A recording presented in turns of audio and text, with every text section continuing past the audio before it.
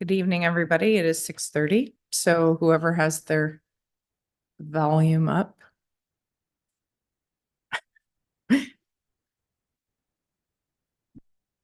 And yeah, I think you got it turned off now. Okay, so we don't have feedback in the room. We will begin tonight's meeting. It is 6:30 and this is the January 8th Committee of the Whole. And we will move forward with adoption of the agenda. So the motion is moved by Deputy Mayor Fody, seconded by Councillor Maybe, that the agenda be adopted as circulated. Anything to add or delete? Move. Seeing none, I'll call the question. All those in favor? All those opposed? And it's carried. Next item is declaration of pecuniary interest and general nature thereof. Does anybody have an interest to declare this evening? I have no hands up. So we'll move on to number 4, which is delegations and presentations, which there are none this evening. So we're moving right along to number 5, which is staff reports. So the motion is moved by Deputy Mayor Fody, seconded by Councillor Jameson, that the Committee of the Whole recommends that Council receive Corporate Services Report SR 210-23-2024 Municipal Operating Capital Budgets. That the Committee of the Whole recommends that Council approve the 2024 proposed operating budget with a net levy requirement of $11,974,400.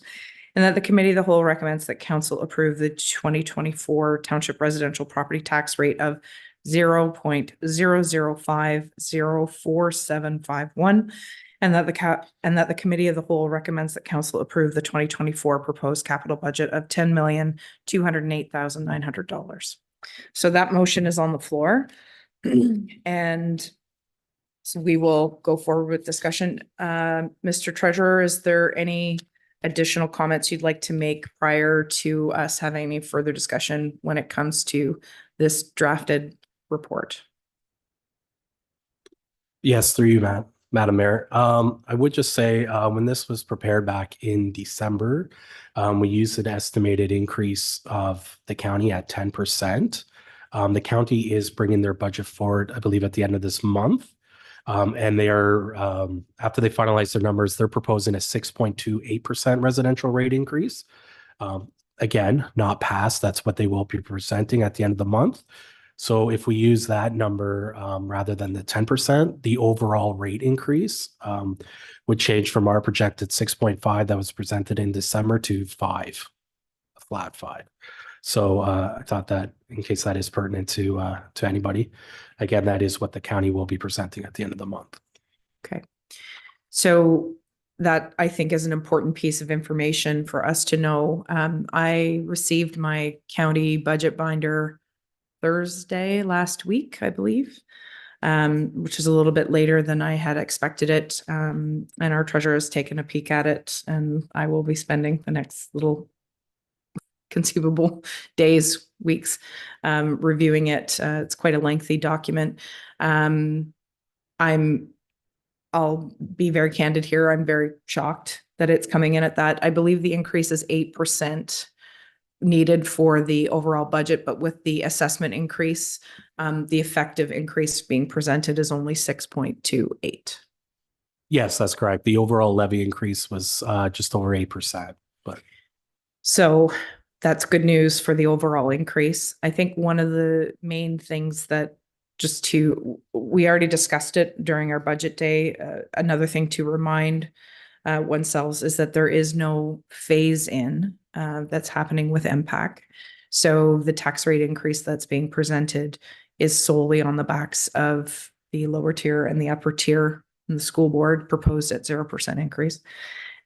So if the phase in had remained in effect, it would be the equivalent, I think, 2.7-ish. So, so if you back out the 2.7 out of that, it isn't much of an increase. I'm just trying to make it clear, mainly because usually our increase is compounded with the phase in, but we haven't had phase in. So this is just a straight line item. So that was new information since the budget was passed. But I felt it was important that everybody around the table be aware of it. Are there any other questions for the treasurer or the specific directors of the senior managers that can be answered. Go ahead, Councillor Carroll. Thank you. And through you, your worship. And in a sense, I apologize because there are a few items here on the operating and capital budget from the binder. And I know we've had previous meetings, but I just had an opportunity to sort through it one more time. And I just have a few brief questions.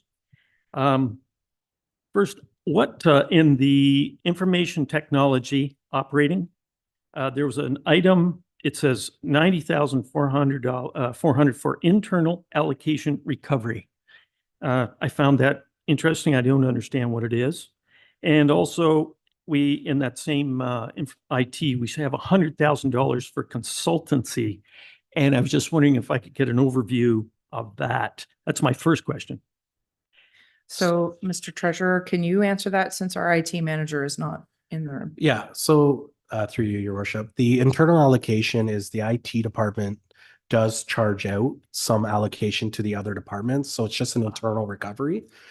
So there's no net impact on the budget. It's just billing the It other just shows up in that department. Okay, I haven't seen that term before. That's what. Oh, Thanks, Phil. yeah. And the maybe the consultancy that's left to the IT. I don't know. I know that IT covers a lot of ground. I just wasn't sure what 100,000 in consultants. Do you have the page number there? Yeah, in the budget planner 29. Yeah, I can answer that. Yeah, so the main part of that is it's under consultants, but a lot of it is we use a dark trace software, which is our cyber insurance, or it ties into that. So it's constantly looking for threats. So that mainly consists of dark trace, a software called Veeam. So it's consultants, but they do provide consulting, but they also provide software checks. So we have a software entry, we have a consultant's entry, we have a contracted services entry. Yes, and the contracted jobs entry is mainly our contract with SciComm, which complements our IT manager. That's the contracted jobs, which is 55,000 total budget for next year. That's what that line item is. Okay, good enough. If I may Yeah, continue. please go. The relationship next in communications and recreational services. I know that we have over the past year and a half or so, maybe two, we have reallocated certain services. I just wondered, what's the relationship between those two? Because when I looked at there were some pretty big plus and minuses in the net budget change there. Communications and for instance, like is plus 23%. And I see that recreation is down 6.3%. So somebody's picking up slack in there is what I'm thinking. Yes, Right? Personnel wise, is there an amalgamation of personnel then in that affair? Yeah, there was through your worship, there was a reallocation that happened right at the end of 2022, which still had an impact in the 23 budget, which is no longer there. And that's the amount that you can see on page 31 of the binder. Yeah. And then outside of that, there's 2 dedicated full-time staff outside of the director that work within communications and recreation. So some of the allocation of their time has moved around, but that's really internal staff allocation time moving around. So we really do have people looking after some rec. We just don't have a recreation director. Is that fair to Yes. say? Okay, that I do. We don't have a specific director Okay. of recreation alone. Yes. On that same line then, and carrying on, if I may, thank you through you, your worship. I believe I have this, the economic development fell to planning, Marnie. Economic development and planning. Did that fall into your department, Marnie? To a degree? Actually, no, through No? you, it's more within communications and community relations. So the peer group and the economic development. Now, economic development has always been very hybrid. If someone's looking at starting a business, Yeah. what can I do with my property? Okay. How do I do something? Then I would deal directly with that individual. Mhm. If they're looking for where would I go for fund and grant opportunities, then they would deal with the communications individual, and then we would also look at what other resources can we connect that person with. So Okay. it's kind of a split function. Gotcha. Thank you for that. Getting into, if I may continue, getting into a little more delicate area here, and I don't, I don't want to sound insensitive culturally, but I see a line item in there of $40,000 for Indigenous consultation and land acknowledgement, $40,000 to consultancy. And again, I do not want to sound, and I do not want this township to sound insensitive, but there seem to be, and I've done a great deal of reading, but there seems to be, what would be the need for a consultancy in that area? It's as simple as that. The CAO can probably, or who wants to answer that?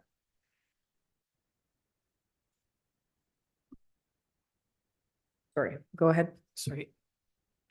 I believe, well, isn't there now an obligation to consult on Indigenous aspects on planning applications and so forth? So through you, if an EA is required as it relates to a capital project through the corporation, then there are specific requirements in terms of Indigenous consultation. If there's a Planning Act application that's coming in from a private individual, they are required to do that consultation, but it's the capital aspects.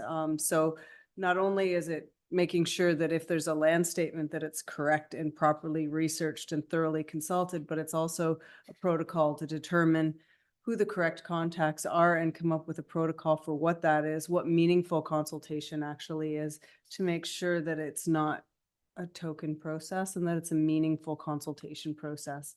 The Heritage Committee will also be involved with that to some degree. The treasurer. Yeah, wants to and add something I as would well. add that many of our grant opportunities, whether through the province or the federal, most grant opportunities do require an Indigenous acknowledgement of some kind of consulting in order, and that usually is graded into applying for grants at the federal level, for sure. So it Okay, would, so if, sorry, my understanding from what I'm hearing then is this is more than the land acknowledgement spoken before as a preamble. This is dealing with planning issues, potential planning issues, and grant applications. Are you comfortable with those words?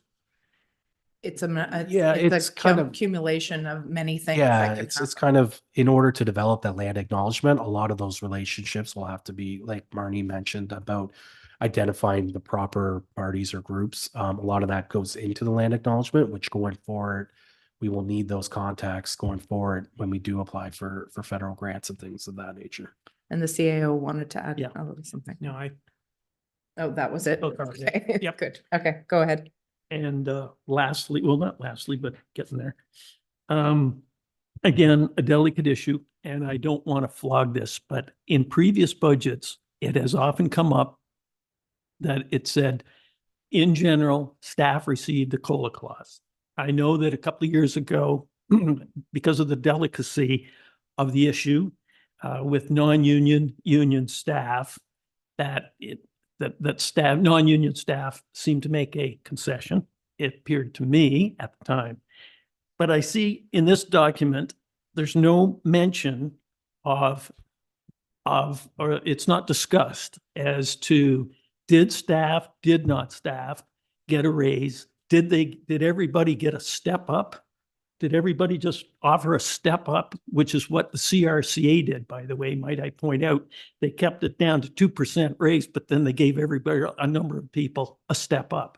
So it was a strategy, but it's not obvious in here to me. And when I look for differentials in staffing costs, it's virtually impossible to find it in here in this document. So without being indelicate and knowing that we have a negotiation coming forward, what bothers me or what concerns me is what are we negotiating the next time around? Are we negotiating for both non-union staff and union staff? And if so, who does the negotiation? And thirdly, is it not putting the fox in the chicken coop? I'll Go ahead. I can Thank you. actually, can I ask the CAO to speak to that first, just from an HR perspective? Yeah. Go ahead. Thank you, Your Worship, and through you. Just to be clear, staff do not get a COLA. Nobody gets a cost of living increase. They used to. No, they didn't. Staff would recommend in the budget an annual increase for council's consideration. Yeah. It was not a cost of living increase. It was a there is just a recommended word increase. It was, okay, I'll take that for now. Well, we can split hairs about it, but it's not a COLA. It was listed as a 3% based on the CPI of August, which we did away with. There were some factors that Okay. that led to back up why the increase Yeah. was what it was. Yeah. But it was not that anybody gets an automatic COLA every year. Okay, so fair enough. That's splitting hairs. Where are we today with that? How do we account for that? And where in this document is there anything? Because I know it's delicate moving forward. No, that's fair question. There is a reference in the binder to staff getting a 1% increase as of January 1st, subject to council's approval. Okay. So, and that coincides with what the increase is Right. in the collective Right. agreement. So if I'm sorry I get confused here because where in the budget, if we're going to do a negotiation come this summer, first of all, who's doing the negotiating? B, that's going to be, in my mind, pretty significant. So is there somewhere it's built into this?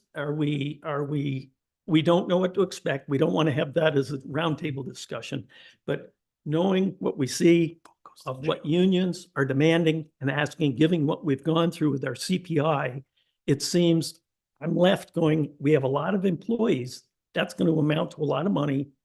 It would seem to me. Okay. So The basic answer to the question, who does the negotiation, that's the CAO and the Director of Operations who work with because the public works staff are the ones that are unionized. Sure. And obviously the treasurer would be part of that discussion too, but I'll go to the treasurer in regards to the costs and how it is referenced or built into the budget. Yeah, the CO, through your worship, CO touched on it, but on page 12 under the 2.4 Okay. is where it speaks to the 1% and then kind of going forward. Mhm. And then the only other thing I would say, if you're looking for what that means overall Yeah. for the township, if you go to Appendix A on the first page, Mhm. the total salary and benefits in the budget, it's $149,000 increase overall for salaries and that's benefits. the one, excuse me, I don't mean to talk over, but I have to, if I may, if you'll forgive me. That's at 1%. That's the 1%, also the benefit increase as well. Okay. That's salaries and benefits Yeah. combined, yeah.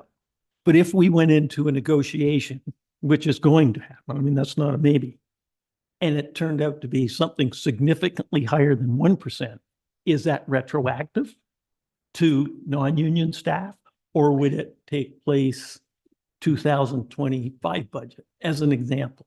Go ahead. We would be looking for any increases to be effective in January 1st, 2025. 25, okay. So this budget then really does cover under that 1%. Correct. That covers that.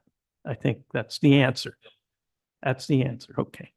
And any negotiation that will no doubt be considerably higher than 1% for non-union staff, that'll show up January 2025 budget. And I'll worry about the union later. Thank you very much. I think that answers my And question. the on that. way that it works is that when the negotiations go to begin with Mhm. the union, staff will come to council, we'll have an in-camera discussion as to the window. Window? Mhm. And they will go and negotiate based on the window that's proposed to us. And then any further negotiations to that will come back again for any further in-camera discussion. So it works the same way at county. They give us that Okay. window, we give them, they can negotiate up to X. And then we go from there. Thank you, and thank you for your indulgence on that. I know some of that's very insensitive or sensitive stuff, so thank you. Okay, any other questions in regards to budget? Go ahead, Mr. Lackey. Thank you, Your Worship, and through you, I just have a couple. One of which, if I could get a explanation on page 27 of the binder, under recreation, we have 303,200 budgeted. And I'm just wondering if we could have somewhat of a breakdown of where those dollars are actually going. Mr. Treasurer? Yes, through you, your worship. If a full breakdown could be seen in the Appendix A, high level, the majority of that is under contracted services, consulting studies, which primarily makes up of the agreements with other municipalities, whether the arena with Gananoque. We also have some other agreements with Front of Young and Athens. That also goes to about 60,000 of that's insurance, and then there's mainly staffing. But that's primarily a full listing would be in Appendix A, but that's the primary breakdown. Okay, Mr. Lackey? So basically, if we take out the arena agreement, we take out salaries, benefits, we take out some of the things that we've already committed to. Do we know how many dollars are left for the rest of recreation? High level. When you take out salaries, the arena agreement and insurance, you'd be left with about 50,000 after those amounts. So that goes to our recreation program. The other For the programming. rest of the township. This is money that's not going to GAN that will stay. I'm just trying to rationalize, one from the other, that Mhm. it's that the rec agreement is part of this 303, so it really doesn't leave us much for our residents. My other question is with regard to planning. If we go back to page 18, drastic increase, obviously, in budget as well. The revenue for anticipated revenue of 335,000. Goes along with it. But I'm just wondering, that's quite an expense. Is that the Planning seems increase? to be, it's, it's offset obviously by our projected revenues, but it's still quite high. Is that the, sorry, we're just getting a page reference here. 18. I'm wondering if it's the new software that's also part of that? So thank you through you.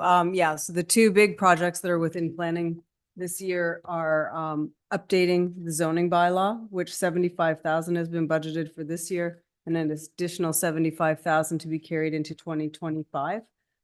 In addition to that, there's money budgeted for software update to automate planning and building. So that was about $90,000 for planning and building. That's first year expenses to get up and running with it. The cost of it significantly decreases going forward. So those are the two big projects going forward that are within the budget lines. And that is the software that will allow people to apply online, pay online, but not pay online. But Hopefully pay online. It includes that. But there's some other things we need to work through as it relates to that, but it includes a public portal, applying online, automated processing, better circulation, so we can track some of the processes and get better metrics in terms of our timelines. and didn't it also benefit bylaw and It benefits more than just planning and building. It can be used for lottery licenses, special events permits. There's a broader application for it, but because it's being initiated through planning and building, the balance of the funding sits within the planning and building budget lines. okay, Mr. Lackey? Thank you, Worship. And on the same line, the anticipated revenues are almost double over last year, or this last in 2023. So I'm just wondering where we anticipate that drastic increase to come from. Through you, we've increased some of our budget lines for anticipated revenues related to planning. Our building line, we have increased quite a bit based on current year's revenues. And knowing some of the projects that are coming forward. We've also increased revenues in bylaw enforcement. Now that we're using the AMP bylaw, we're starting to recoup some of our costs. And if we don't see those anticipated revenues? If we don't see those anticipated revenues with respect to building, then it comes out of the Building Reserve Fund. From a planning perspective, we haven't increased our anticipated revenues that much as it relates to what we've already received this year. So, and in bylaw, it was quite conservative in terms of the estimates of the updated revenues. Is that everything? Okay. Any further comments or questions in regards to the proposed budget? Okay, I've got Councillor Maybe and then Deputy Mayor Fody.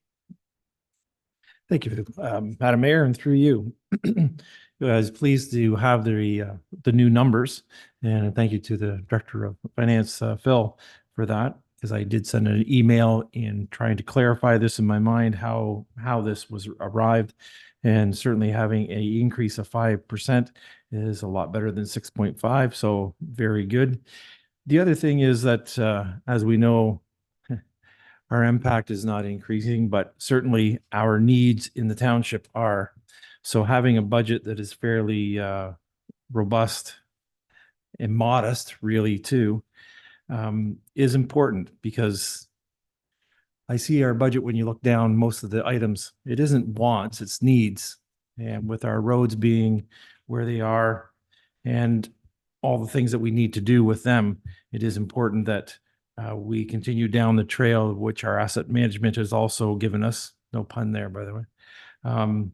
So to stay on track to get our long-range plan, as the asset management plan has given us, it's important that we do go ahead with this one and keep going down that line. Thank you. Go ahead, Deputy Mayor. Thank you, Your Worship. Through you, I have a question with Director of Finance, sorry. Just a current update.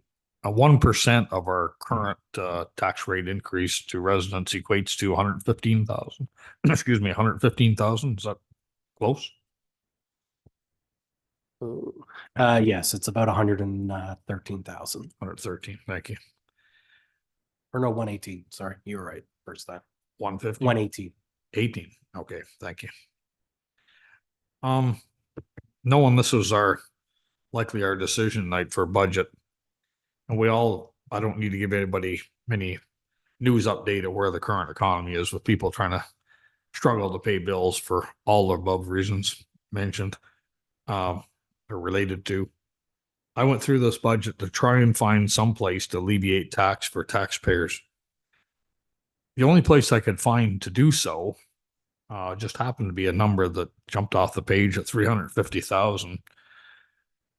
If we go to, if you have your budget binder present, on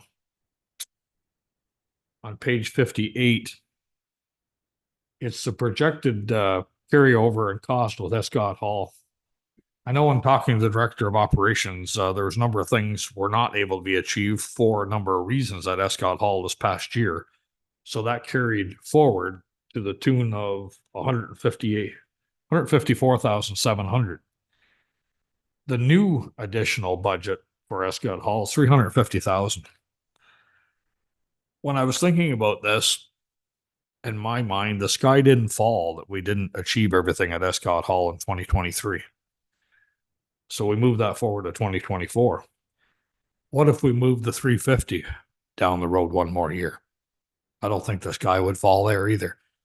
But more importantly to me, it doesn't affect fire. It doesn't affect library. It doesn't affect our works garage. It doesn't affect a lot of things, all our administration. I'm a big proponent in the Escott Hall and Springfield House, but given our economic climate and the people that are actually picking up the tab, if we put that $350,000 224 additional budget on Escott Hall and moved it down the road 1 year at a mention of 118,000 per 1%, we could conceivably cut this budget to the taxpayers 3%. I will see Mr. Holliday, who is on virtually. Go ahead.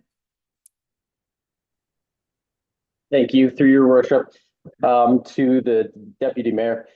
With the carryover of Escott of 154, yes, we didn't start the work this year. It's because we required further investigation in that facility. We do have water infiltration coming in through the roof. We do have some foundational issues that we have concerns with. Some of these things, yes, probably could be delayed, but there are certainly some things that I would recommend that we don't. the 350 is just a portion of what is proposed overall for this facility. And I think that buttoning up this facility is likely the most important thing that we can do at this point. I think that Councillor Maybe would certainly agree with me on this, that if we don't deal with these issues sooner rather than later, they will escalate and become bigger problems as we push them down the road. Thank you. I don't disagree with your statement, but we can't ignore the reality of today's world and who's picking up the tab. If you have a round figure as to what you may be looking at to accomplish what you're saying to deal with these issues that are making that building vulnerable to Mother Nature, which I agree they are. I didn't come up with this until later this afternoon when I was going through this, like everyone else, about the 7th or 8th time. And I was trying to find a number in there that would matter to taxpayers, that really wouldn't, throw a serious negative wrench into what you're trying to accomplish, or any other senior management team here as regards to the asset management plan, as mentioned by Councillor Maybe. But if you had a number, be it 150 or 200, if we could drop this 2%, it would be something. Thank you. Director Holiday? I can certainly look into it with the consultants and get back to you. I don't think it will be much less than what we have projected for this year, because the overall project, all inclusive, is about $1 million. I think it's almost on the nose, $1 million. So it is just a small piece of that overall big pie. But yeah, I will certainly have a conversation with our consultants and get back to you guys. Just 1 second. So what Councillor Bodie has asked is what needs to be spent this year, just so that we're clear, to solidify the building, protect it. But the 350 figure is what could be spent if we had grant opportunities, is it not? I just want clarification, because I know that there was a grant that was applied for, which we haven't heard word back on. I'm not muted. So the grant was for the overall complete project, and we did 2 applications, one for Springfield as well as one for Escott. I think the total for Escott was $850,000 off the top of my head. It's been about 9 months since I applied for it. But it was a significant amount of money that we're looking to get through grant, which would pay for a large portion of the project. Councillor Grohl, you had something to add? You just touched on it, because on page 60 of the budget binder, it discusses at length the grant process. And perhaps fire halls don't get grants. Perhaps we could have been a little more sensitive on the fire hall expenditures. Thank you. Mm-hmm. Okay, Deputy Mayor Footy. It's just that the carry forward and the current for 2024 for Escott Hall alone is $500,000. And I just think there's some wiggle room there. And you're right, Councillor Grohl. Had those numbers been real and attainable that we could have worked with rather than hypothetical, I'd have been 100% in favor of that. Thank you. Okay, so go ahead. Sorry, Yeah, Your Worship. So what you're asking, just so everyone's clear, the 350 and the 150, it's in the capital financial plan that was presented. That whole $1 million is in that 10-year financial with no grant. It's all built in. If you want to save that 350, and let's say we push that down to realize the tax rate impact, you're really cutting our contribution to capital reserve fund. All those capital projects are a flow through the reserve funds. So this year, our reserve fund transfers up $282,000. That's what's built into the budget. Really, you're cutting that transfer. So we're contributing less to the reserve funds. And the only thing I'd caution on that, we could push this project out. But if we remember back, and it was like a month ago now, but in the 10-year capital plan of those reserve funds, we're in negative balance basically by the end. We're at zero projected at the end of 2027. So I wouldn't recommend any cuts to those reserve funds anyway, whether it's this project or other projects moving, it'll move. But that's how you'll see the tax rate impact. You would have to cut that contribution to the capital reserve fund. So whether it's that project or other projects, that's really what you're cutting to get the tax rate savings. And those reserve funds are projected to be depleted by 2028 based on the asset management plan. I just want to make sure that's really clear. And that total $1 million for Escott Hall was in that financial plan as if we didn't get any grant. So if we Doesn't do stop get us from grants, trying to get grant. If we get grants, hey, our reserve funds don't look as bad in a couple of years. Like that, that's what we're constantly pushing for. Okay. But just want to make sure that's clear. so there's been a suggestion here, but I see that Councillor Jameson would, no, you're. Okay. Okay. So are there any other questions or comments in regards to the budget? Go ahead, Councillor Lackey. I know it's coming up later, but I can't resist. If you're looking for a percent or two, again, if we go back to that arena agreement, there's basically about 1.26, 1.3%. Break it down, 1% if you want to give the users $200 a head to like we do the other municipalities, like we should be doing. That would free up 1% on the tax rate as well.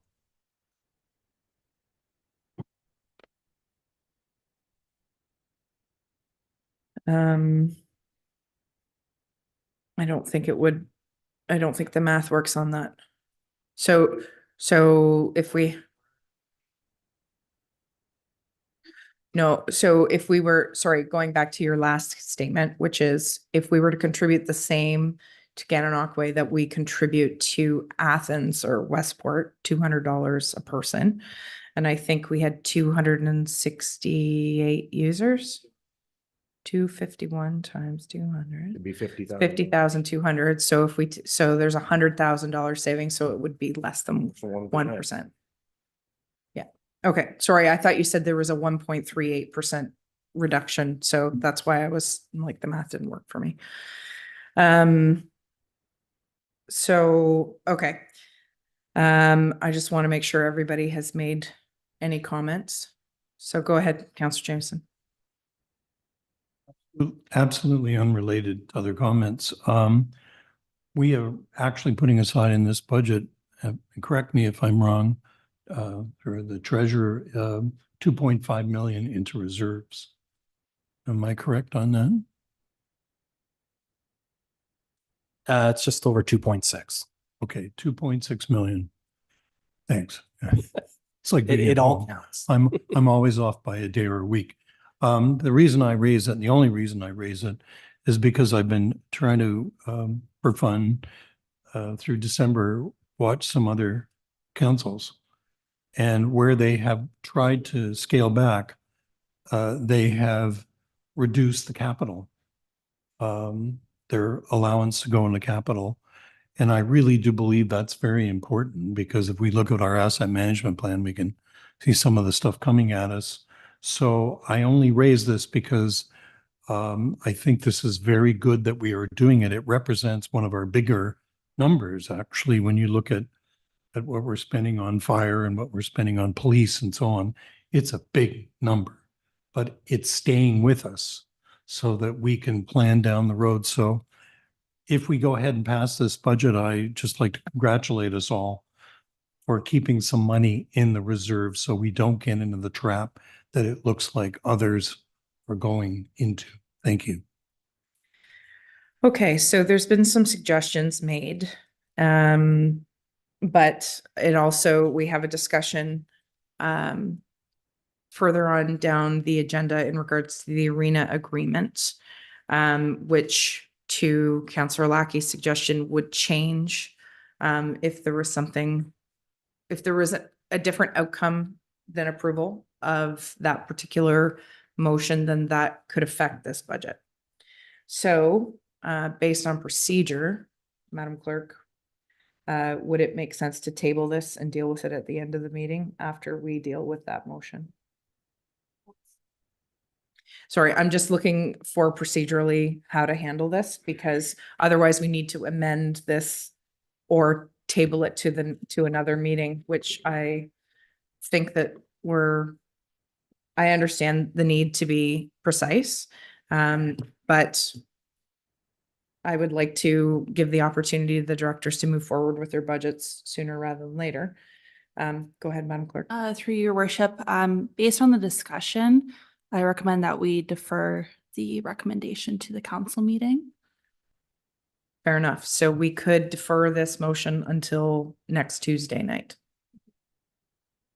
for the budget. So the approval would be, so what we can do is have further, council has the opportunity to discuss further with the treasurer and the director of operations to get further clarity on that. Because we also have a discussion about the arena agreement here coming up. So I want to make sure that we don't put the cart before the horse. Go ahead, Brock. That all sounds good. I've been always curious to the finance department. If we make changes, significant changes, a couple of items, how much work is it to rework these numbers? It's a Is it- spreadsheet. It's a matter of Is a it plug and play. spreadsheet stuff? Is it pretty, the Yeah, the main overall. important items Yeah, the overall, I can come up with the number quick. Yeah. pretty quickly? Okay, thank you. So go ahead, Deputy Mayor Fode. Thank you, Your Worship, through you. Having heard the proposal and the secretary's idea of next week, maybe I should reword my thinking. Maybe we should let the staff come back to us next week with 1%, a 2% or such decrease in the tax rate if we chose this route or that route. Well, I think that the staff requires direction from us in order to Okay. bring those back. So I think there's been some suggestions made this evening, unless there's Right. anything else.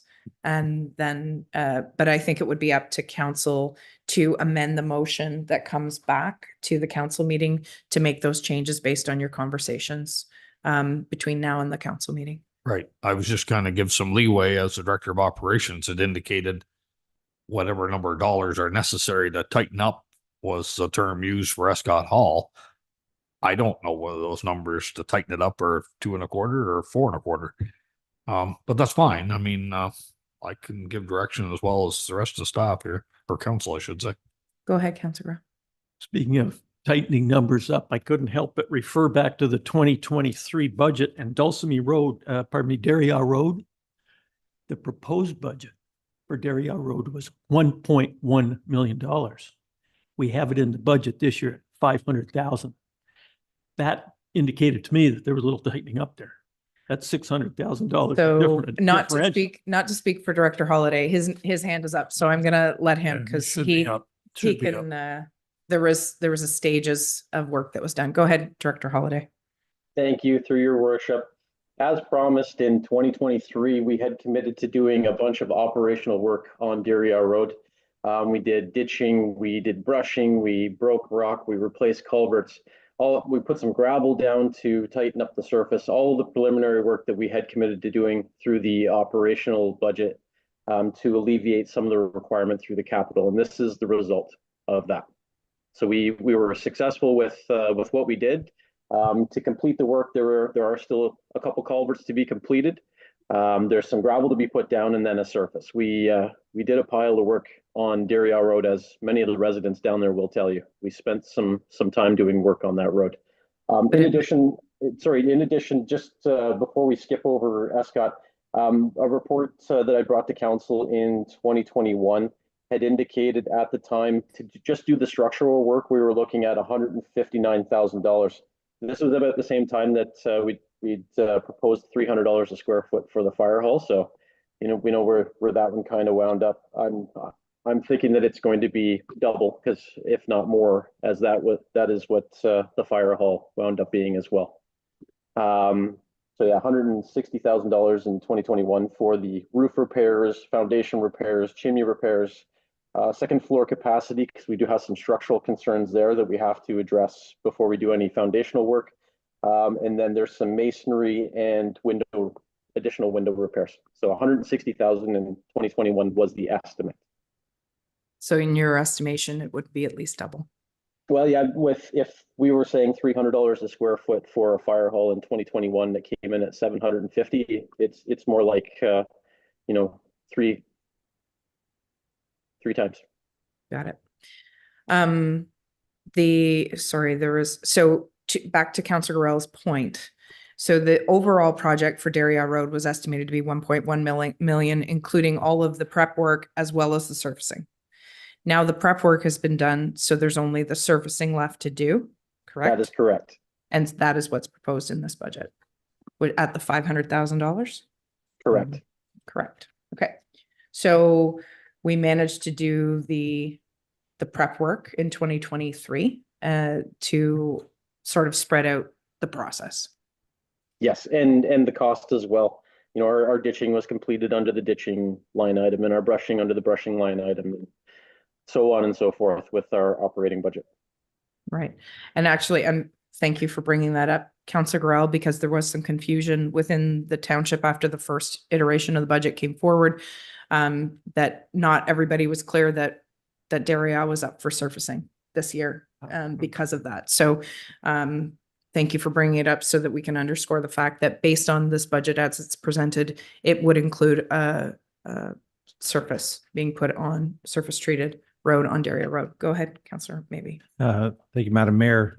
To Director of Operations' point on the Escott building, certainly sealing up the envelope is very important.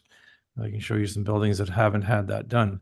And this one, you know, getting the roof on would be paramount in my mind to stop the water from running through it, so that when they get to the foundation, you certainly have something to work with. So as much as Deputy Mayor Fode's about cutting that 350 out, I have a little difficulty with that, you know, cutting it, because that building does need to get some protection done. Thank you. And Mr. Treasurer, based on the overall 5% increase after everything is factored in, based on what's been presented, based on county, based on school board, on the average assessment, you said it's $9 a month increase? Yes, if the overall tax rate was 5% on the average median assessment of 205,000, it'd be $107 increase, or $9 a month, of which our portion would be about half of that increase, the township's portion. Right. So overall, go ahead, Councillor Jameson. I guess my concern about delaying this is really, while I respect all the points raised, I think, I mean, I'm for one think the overall Gananoque situation, the arena situation, bad for them, bad for us. I mean, the building's bad, but we did commit to a process. And I for one would rather let that move ahead and look for a report in June that sees what I would consider, I would hope to see, a radical rethinking of what we're doing with them on a number of fronts. And that's where we'll save money in the longer term. I think we need to look forward. I'm concerned about, I know that the Escott properties sort of came to us in pretty rough shape, and now we're doing the best we can with them. I would rather see this budget move ahead and then look to those individual requests for, as they come down, the reports that mandate staff to move ahead on a particular project, and begin to assess it at that point, rather than trying to guess in advance of what we might be seeing, because it could be far worse in terms of some of the estimates. And to Brian, to Councillor Maybe's point, I mean, we do have to, and to the mayor's point, we do have to stabilize aspects of these buildings no matter what. So I would encourage us to move ahead, and then take a good look at some individual things as we go. And with respect to the arena, I'm not sure I've heard anybody say it's a great deal. So now we have to get creative, so we can see the long term. So that would be my point of view on delaying. I just think we should move ahead. Thank you. Okay, so I'll see Councillor Lackey, and then I'm gonna propose moving forward. Thank you, Worship, and through you, along the same vein as Deputy Mayor Fode.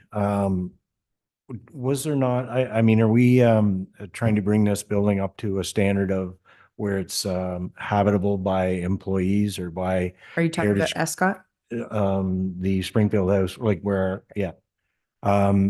Because if so, why wouldn't we move our people, our operations in that area to One Jesse, or like, why do we, as Terry says, where's the fire down there? If there are no people in it working, there are no archives in it, then we can go at it at a much slower pace. Director Holliday, can you speak to habitation of said buildings? Sure. The intent of the work at the ESCOT facility is to get the archives working group back into the facility. They're currently working kind of hybrid out of the trailer and the Springfield house. They have some storage in the Springfield house, but everything is being worked out of a makeshift trailer right now. Not ideal for their long-term purposes, but they are making do and sending me emails regularly to find out what the status is of this project. I think it's pretty cozy in there. But the hope is to address the structural and infiltration issues that we have at that facility. Like I said, there are certain things that we can delay. I do have concerns with delaying HVAC as an example because of the humidity in a historic building. But mostly getting the water out of the building would be the most important thing for us to address initially. So that's what we're looking at right now. Follow up. Not to get too deep into the weeds, but why couldn't we accommodate them at One Jesse? Director Holliday. That's a great question.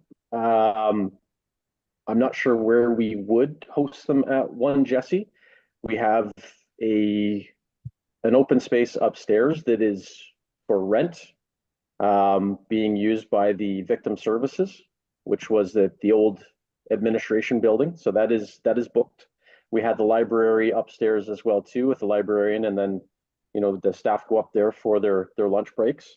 So the only thing that we really have is what they call the seniors room, and that's a smaller space actually than the trailer that we provided to them to date. Other than that, we have the big actual community space where we actually generate some revenue in that facility. Okay. I have Councillor Gorell and then I have Councillor Jameson. Go ahead, Councillor Gorell. Sort of changing tact here. I just wanted to touch bases on the, I guess it's called the Lansdowne Village redesign. Now, I know that we're going to be touching on that in the next item on our agenda, but I just sought for clarity because I was a little confused, as I often get, as to we approved 91 residential lots on the south side of town here in the East Development called.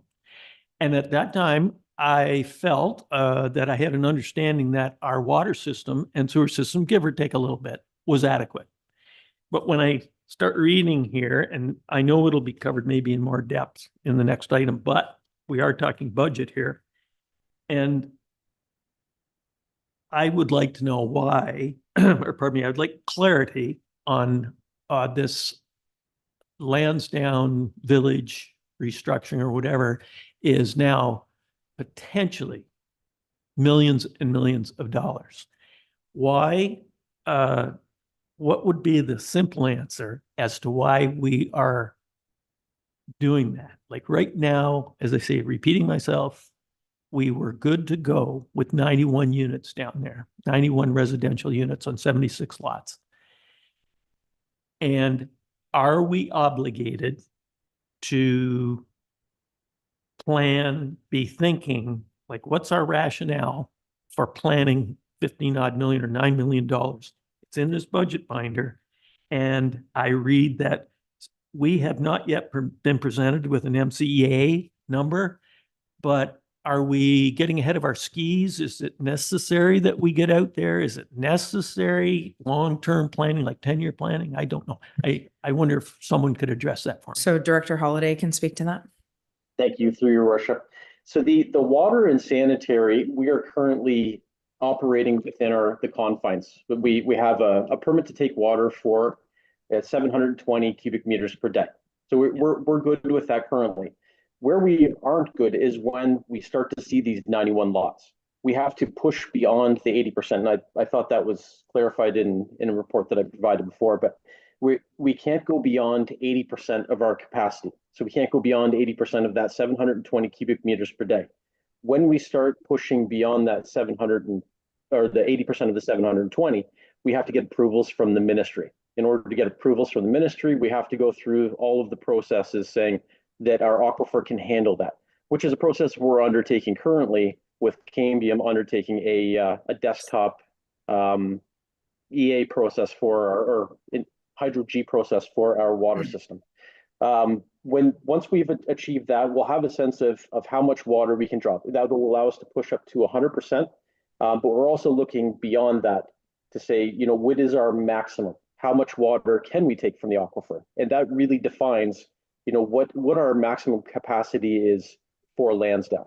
And then once we've established that, we're able to then look at the sanitary and say, well, based on how much water we can put into the system, that's how much water comes out of the system into our lagoons or whatever that treatment facility is that we have to construct at that time. So that's the water and the sanitary, and that has not been included in the budget because we are hopeful that we're going to get a grant for something like that. And we're starting to see some coming down the pipes that might fit that bill. The urbanization is something completely separate yet linked together because it's the surface. The roads in Lansdowne have come to the end of their useful life. So we're not just going to rebuild what's there because it doesn't work. We don't have storm drainage. People's homes have been, the storm collection for the village, their yards, the water flows through them, and that typically is a no-no. So we need to address the storm drainage, and we also need to make it usable, not only now, but similar to the conversation that we had when we went to Rockport. It's not only for now, but it's also for the future. We're going to have more developments, which means more people walking the streets, and we need to provide those facilities for them. So we're looking at what actually makes sense, applying a cross section. But given that we have JL Richards doing both the urbanization as well as the water stuff for us, they're able to look at the surface and say, well, as you're rebuilding the surface, you need to consider what's underneath it. And most municipalities fail to do that. But here we're going to consider the whole thing. Let's make sure that we're not going to rebuild a road and then tear it up again in 5 years because our pipes are undersized. So we're looking at the whole big picture and putting it packaged together so that when something does come down the pipes, we're ready for it. That's a lot of words. I apologize, but I think I covered it. I think the synopsis is that they're two separate things. The Hydro G is the wastewater portion, but the urbanization takes into account the Hydro G, which is everything inclusive. And it also includes potential for natural gas. That's also being considered when we're looking at tearing up the road. And in order to get funding from the government, whether it be federal or provincial, we have to be quote unquote shovel ready, which means we basically have to have the plan to put in place or to put in front of their face, I should say, to say, look, we're ready to go. And if we don't have the study, the urbanization work done in advance of those opportunities for funding that come forward, we can't apply for them. Is that correct, Director Holliday? That is correct. Okay. So I'll let the planner say something as well. Thank you through you. Just to add to that the urbanization study will also help inform future development. So we have a boundary for Lansdowne. That's the service boundary, which is far greater and can accommodate a lot more residential growth than what's currently proposed. What's currently proposed with the 91 units is only a fraction of the overall proposed intended long-term development. So the Lansdowne urbanization study will also help set the technical standards and guidelines going forward because it's the developer's responsibility to build the roads and the services within those subdivisions. So it's going to help us establish better technical standards, specifications, and expectations for those developers going forward in terms of what our standards are. Which will also add users to the water wastewater system. Okay. Okay, so go ahead, Councillor Garrell. On page 78 of the budget binder, it says, under water and so on, it said, regarding standpipe capacity, the standpipe does not currently provide sufficient capacity to meet FUS standard and maintain water pressure. I don't recall being told that in our reports that it didn't, have we been told that Yeah. repeatedly? So that is the fire fighting standard. Yeah. So when we had our fire master plan that came forward, it indicated that we did not have sufficient water for And firefighters. therefore it goes on here to say that we're obligated to, we can't increase the current tower, so we have to build a new one. Well, there's some creative That's what it says options. right here. We got to build a new one. So Dr. Holliday, go ahead. Thank you. That is a totally different study that we're undertaking, that JL Richards is undertaking on our behalf. That's our water storage EA, where we're not currently meeting our firefighting requirements.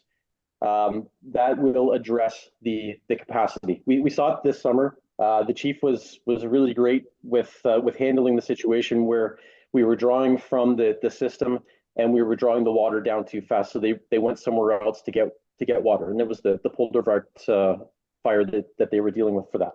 And that was a clear indicator of the study that in fact, yes, we do not have sufficient flow for our capacity for firefighting purposes. So we have engaged JL Richards to undertake this study, and we're looking at options for additional capacity. No, it doesn't mean right now that we need a new tower. We're trying to find alternative ways because we just lined the tower to utilize what we have in place, but also provide that capacity. And what we're looking at with that is potentially a cistern in place or underground storage that we can filter into there, which also helps in, with the chlorination of the system as well. So that will alleviate our FUS requirements for capacity. And it was brought to council. Yeah, we definitely did have that conversation, but to be fair to Councillor Gorell, it's like drinking from a fire hose when you come here. It's hard to retain all of the information on all of the different projects. So when councillors and myself ask questions, it isn't because we weren't necessarily here or we weren't part of the conversation. It's just sometimes it's brain overload. So, the motion is on the floor, and to a number of the if the motion is on the floor, unless there is an amendment or a table, I'm going to call the question. And we will either pass this budget or defeat it. And if it was to be defeated, Mr. Treasurer, we have to come back with something different, I'm assuming. Yes. Nice if we were provided some direction with what you would like us to come back with. Okay. So or a target. At this point, I believe I'm going to call the question. So I will call the question. All those in favor of the budget as it's presented, please raise your hand. All those opposed? And the budget is carried. Okay, so we will move forward with 5.2 Corporate Services Report SR 2-211-23 2024 Water and Wastewater Operating and Capital Budgets. Moved by Councillor Mabey and seconded by Councillor Jameson. Bear with me, this is a long one. That the Committee of the Whole recommends that Council receive Corporate Services Report SR 211-23 2024 Water, Wastewater Operating and Capital Budgets. That the Committee of the Whole recommends that Council approve the 2024 proposed water operating budget of $354,600. And that the Committee of the Whole recommends that Council approve the 2024 proposed wastewater operating budget of $333,500, and that the Committee of the Whole recommends that Council approve the water and wastewater capital budget of $2,835,000, and that the Committee of the Whole recommends that Council approve increases to water and wastewater rates in accordance with the rate study effective for the January billing cycle. Okay, so I got through that. Further comments or questions in regards to the proposed water and wastewater operating capital budgets? Go ahead, Councillor Grau. Just for clarity, if I think it's covered on page 80 under debt estimates there under the water wastewater. And it says the debt repayment would be funded in conjunction with contributions to the water reserve fund through water operating budget. Is that as straightforward as that, that no monies would be coming from the general levy to fund the debt? Yes, to your worship, that's correct. The potential debt for that project would be funded through the user rates. Okay. Further questions or comments? Go ahead, Deputy Mayor Fode. Thank you, Worship. Through you on Councillor Grell's question, just for clarity and or a reminder, we're not allowed, are we? Water systems have to run on their own accord for the residents using them, water and wastewater. Is that not correct? It's user pay. Yes. However, there is the opportunity, I'll let the treasurer speak to additional funds as needed. Yeah, technically speaking, under the Safe Drinking Water Act, you have to have an approved financial plan that shows that Right. your system's fully funded. Traditionally, that would be through 100% user rates. That's not to say that you can't have other revenue sources if councils so wished, but you have to have a fully funded financial plan, which we do, and we do that every 5 years. The next one will be done in 2025, and that's what sets our rates. However, OSIF funding, so government grants and funding that comes through other means can be applied to those, which currently we use our OSIF money for a number of different capital projects. Correct? Yeah, based on the financial plan, OCIF through the province is generally for roads infrastructure. It could go here. The CCBF or federal gas tax, what it used to be, can be used for either thing. So actually in this budget, that rather large water distribution project, we do have about just over 800,000 from federal gas tax being earmarked towards that to help prevent more debt. And then going forward in the 10-year financial plan, 2025 going forward, we have the federal gas tax all being spent on the general rate or the tax rate side, but those can be used on either side. But So the simple answer is yes. The more complicated answer is that there is opportunity to fund expansions and other large projects by using federal gas tax in Ontario. OSIF. Go ahead, follow up. Follow up. Thank you. Your Worship, through you. For the first time since I've sat at this table, I have a comfort zone with water and wastewater. I know I've been critical of this whole situation in previous years, but kudos to our operations department and foreseeing that all our meters were changed in the past year, and we've seen the fruit that bears. Everybody is actually paying their portion rather than some getting a free ride, so to speak. And that is evident in the lack of sharp increases to those who are paying. Thank you. Okay, go ahead, Councillor Grell. Once again, I'm sorry to bring this up on page 80. It also says of the 12 million, of the 12 million, the remaining 9 million in capital investment is proposed to be funded through future grant opportunities. Without the grants, this will be unsustainable. What level of confidence, to read it on a page is one thing, what level of confidence is that we're going to get $9 million from whom? It's easy to put that on a piece of paper. I do not understand how we can just put that in there. Without $9 million, it's unsustainable. And I find it, where does that come from? And what level of government are we getting $9 million from? Thank you. So if I can answer that, we've had a number of conversations with our provincial member in regards to this. Part of the conversation just earlier about being ready with the Lansdowne urbanization shovel-ready study, if you will, means that we can go to the government and ask them for these funds. Historically, when it comes to water, wastewater projects, they are, I don't want to say generous, but having said that, they understand that part of the driving factor at the provincial level is housing. They want more houses built. The reality is we have a system that is currently okay for what we have, but we can expand it more. And they're not making any more land in downtown Toronto. Expansions are happening throughout the province. And if we are going to go with our hand out to the province, we have to be ready. But generally speaking, when it comes to water, wastewater, they don't mess around. So, and sorry, to further expand on that, it wouldn't necessarily be all provincial dollars. So often the pots of funding would be split 50-50 between the feds. And now the feds have been a bit stingy in the last year. However, for example, County Road 43, that finally is getting built. That was a $9 million grant from the province. The feds matched it. Like it was a collective effort.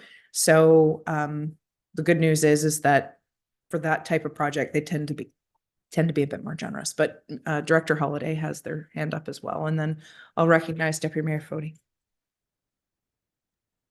Sorry, thank you. I'm trying to use one screen and do three things at once here. We just received an email about the Housing Enable Water Systems Fund, and it's eligible projects may be entered cost shared between the province and the recipient. So 73% by the province up to 35 million and the recipient 27%. So they are starting to come. Some of these funding opportunities as a result. Every municipality is going through this right now where it's more homes, but our systems don't have the capacity. So it's good that they recognize it and they're starting to put some money out there so that we can latch onto it and hopefully build these homes that they're looking for. Follow up? No, just a comment, perhaps at Roma and AMO, we need to beat the woods. Thank you. Thanks. Deputy Mayor Fody, go ahead. Thank you, Your Worship. Through on your comments of water tower funding, there's currently a good example of that now in the town of Prescott. Their new water tower is not complete yet. The amount of money they've received in funding to move forward with that leaves, in my mind, a minuscule amount for the users of the town of Prescott, with much more population than we'd have here, should we ever be so lucky someday. But I would like to ask Director Holiday, could you repeat that number you just gave us? Is it 73% is now available through the province? 73% up to $35 million. And then the recipient is the balance, the 27%. Okay, thank you. So I appreciate your concern with those kinds of numbers and the vagueness of what's in that report, that, it's unsustainable if we don't get any funding. But when it comes to clean drinking water, thankfully here in the province, generally speaking, it is a paramount concern. So. Okay, any further comments or questions regarding the water and wastewater operating budget, capital budget? Seeing none, I'm going to call the question. All those in favor? All those opposed? And it is carried. Thank you. You sure? I was just about to ask. So we're going to take a quick break, refreshment break, and we'll be back at, you have 8 minutes, 7:50.